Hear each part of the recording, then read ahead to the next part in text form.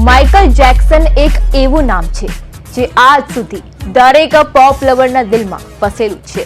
ત્યારે તેમના ફેન્સ માટે હું એક ખુશખબરી લઈને આવી છું। જી હા, હું તમને જણાવી દઉં કે ધ પોપ કિંગ માઇકલ જેક્સનની બાયોપિક 24 એપ્રિલના રોજ ઓવરઓલ ગ્લોબલી રિલીઝ થઈ ગઈ છે।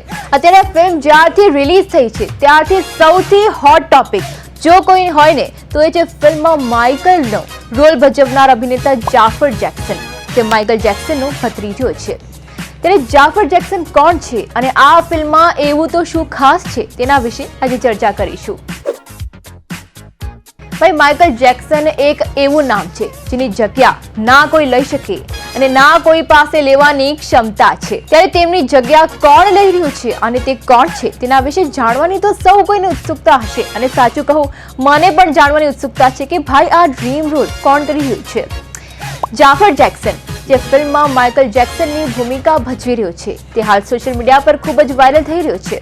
કારણ કે માઇકલ જેક્સનનો રોલ કરવો ઇઝી નથી અને તેની માટે કેરેક્ટરાઇઝેશન તો જોઈએ જ, પણ સૌથી મહત્વનું એ છે કે તેનો ડાન્સ। અને ઓફકોર્સ માઇકલ જેક્સનની બાયોપિક છે તો ફિલ્મમાં તેનો ડાન્સ જ સૌથી મહત્વનો છે, કારણ કે તેનો ડાન્સ જ તેની ઓળખાણ છે। ત્યારે આખી ફિલ્મ દરમિયાન જાફર જેક્સને તેના ડાન્સ પર ઘણું કામ કર્યું છે। જાફર જેક્સને મીડિયા સાથે વાતચીત દરમિયાન તેનો આ ફિલ્મ શૂટ કરવાનો એક્સપિરિયન્સ કેવો રહ્યો અને કેટલા પડકાર સામે આવ્યા તેના વિશે વાત કરી હતી। ફિલ્મના શૂટિંગ અને ડાન્સ શીખવા વિશે વાત કરતા અભિનેતાએ ખુલાસો કર્યો કે તેમને કયા મૂવ્સ શીખવા પડ્યા હતા અને કયા તેમના માટે સૌથી મુશ્કેલ હતા। વધુમાં તેમણે જણાવ્યું હતું કે થ્રિલર, સ્મૂથ ક્રિમિનલ અને રોક વિથ યુ જેવી હિટ ફિલ્મો આપનાર પોપ સેન્સેશન તેમના ડાન્સ મૂવ્સ માટે જાણીતા હતા, જેને તેમના ભત્રીજાએ સૌથી મુશ્કેલ ભાગોમાંથી એક ગણાવ્યા હતા। અને આ સોંગ્સના મૂવ્સ શીખવા તેમના માટે સૌથી અઘરા હતા। તેમના કાકા પાસેથી કેટલાક સૌથી પ્રતિષ્ઠિત મૂવ્સ શીખવા વિશે વાત કરતા જાફરે એ પણ વાત કરી કે શું શીખવું સૌથી મુશ્કેલ હતું।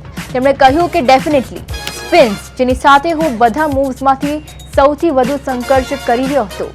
ડાન્સ સીન્સ શૂટ કરવા માટેના સૌથી મોટા પડકાર વિશે વાત કરતા તેમણે ઉમેર્યું કે એક હોય કે 25મો ટેક, સ્ટેમિના દર વખતે મેન્ટેન કરવું એ પણ ખૂબ જ અઘરું છે, કારણ કે પોપ ડાન્સ એક એવી સ્ટાઇલ છે કે જેમાં સૌથી વધુ સ્ટેમિના અને એનર્જી જોઈએ અને શૂટ દરમિયાન દરેક ટેક વખતે સેમ એક્સપ્રેશન પણ રાખવા પડે। ભલે ને ગમે તેટલામો ટેક હોય પણ તેમ છતાં કહેવું પડશે કે માઇકલ જેક્સનના ભત્રીજા એ આ ફિલ્મમાં પોતાનું 100% આપ્યું છે અને એ ફિલ્મમાં દેખાઈ પણ આવે છે।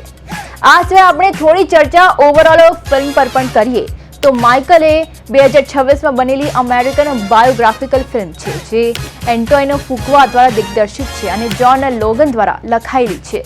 તે અમેરિકન ગાયક માઇકલ જેક્સનના જીવનને અનુસરે છે, જે 60ના દાયકામાં જેક્સન 5માં તેમની સંડોવણીથી લઈને તેમની શરૂઆતની એકલ કારકિર્દી સુધીના સમયગાળાને આવરી લે છે। વેલ, આ ફિલ્મ વિશે તમારું શું કહેવું છે? જાફર જેક્સને જે રીતે માઇકલ જેક્સનનો રોલ ભજવ્યો છે, તમને કેવો લાગ્યો?